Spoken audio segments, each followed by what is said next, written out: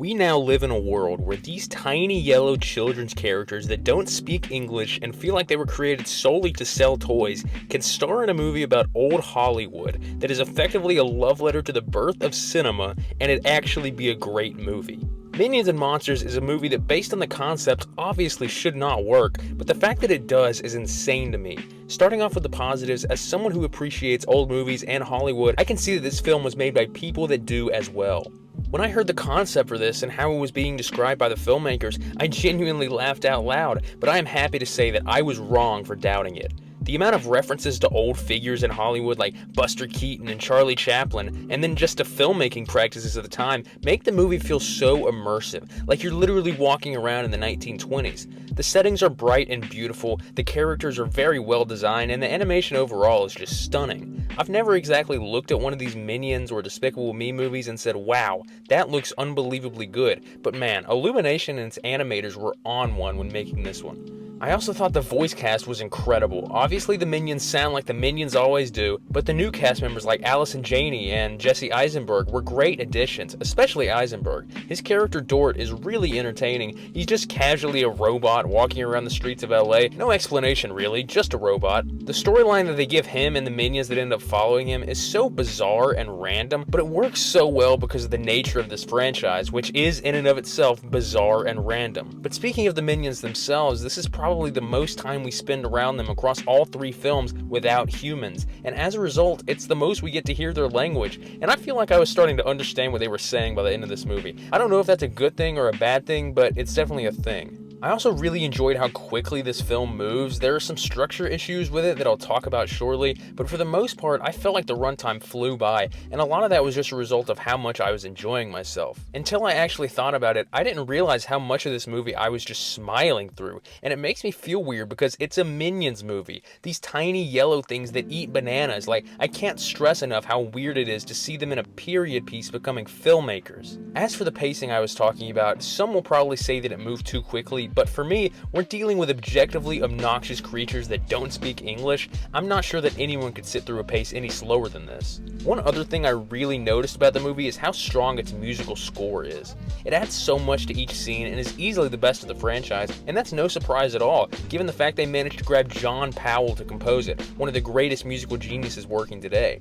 But wrapping up the positive, this is just a delight of a film that is childish enough to entertain the kids, but randomly has enough references to keep even the most die-hard adult cinephile engaged.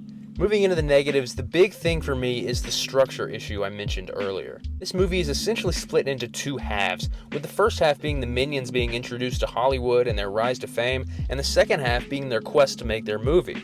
For me, the first half was wildly more entertaining. It just felt so tightly written, with so many jokes that landed and a plot that felt like it moved at a healthy rate. But then once the second half turn comes, it feels like we're stuck between two gears on a car, because the movie is both moving at a more rapid pace and a slower one. What I mean by that is that the first half felt like it was fueled by character momentum and actual story beats. And it's not that the second half doesn't have those things, but it flies through them so fast that you barely even get to digest them before you're on to the next.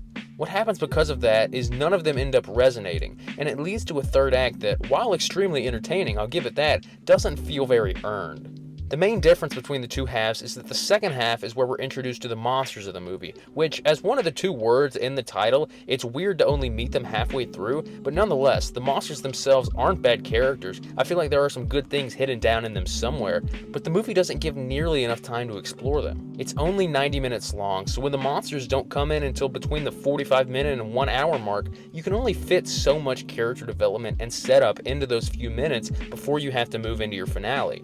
I don't think it was bad or anything, but the monsters just felt very flat and underdeveloped, especially when they're sharing the screens with these Minions who had the entire first half of the movie dedicated to setting up their character arcs. My only other negative is that this is a Minions movie and I am an adult, so there's obviously going to be about one too many fart and butt jokes, but I don't even know if that's a valid criticism at this point. If you buy a ticket to a Minions movie, you kind of know what you're getting yourself into. But overall, those are essentially my only complaints, because this is just a delight of a movie. I'm still so surprised at how they managed to pull this concept off in a way that didn't feel extremely tacky. It's such a weird blend of characters and settings that work in ways I couldn't have imagined. Because of that entertaining concept and the likable side characters we were introduced to, I thoroughly enjoyed the film. My final score for Minions and Monsters is a 7.7 out of 10. If you want to hear where this movie falls on a ranking of all the Minions and Despicable Me movies, you can check that out very shortly. It may even be up by the time you're watching this. But if you made it this far in the video, thank you so much for watching. Be sure to let me know down in the comments what you thought of Minions and Monsters. I genuinely want to hear your thoughts down below. If you want to help out the channel, be sure to like and subscribe. We're trying to hit 500 subs as soon as possible. But with that being said, thanks again so much for watching, and God bless.